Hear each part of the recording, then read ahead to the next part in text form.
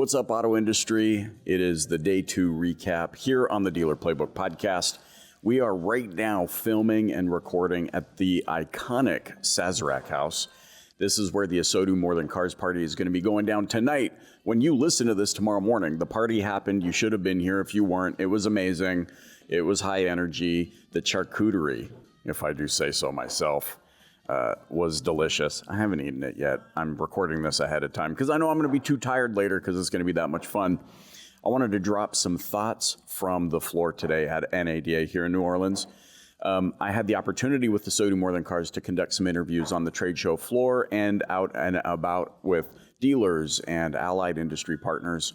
One of the things that I thought was really interesting to piggyback off of what we talked about yesterday in our day 1 recap is that there is opportunity, there's resiliency. Dealers very much have looked at 2024 through the lens of what not to do and or can we use this as a reset or a launching pad.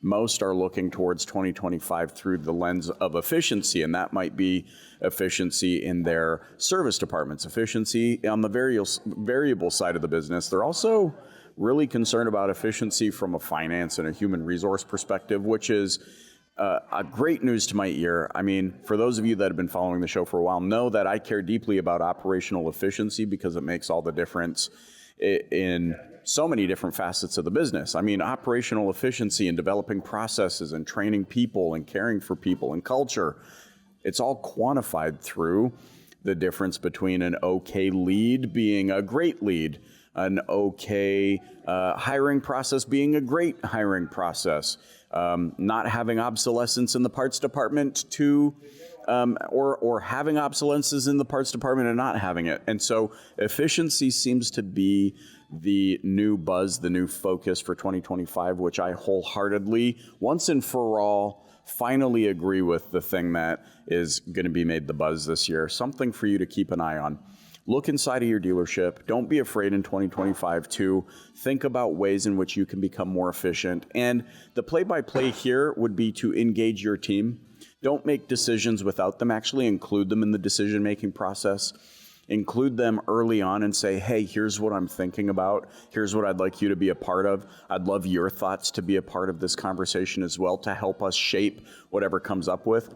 The trick there is that the earlier on you engage your team and ask for their counsel and their wisdom and their vantage point, the more likely they will be to buy into whatever new process comes as a result. And so that's something you definitely need to think about. Listen, it's fun.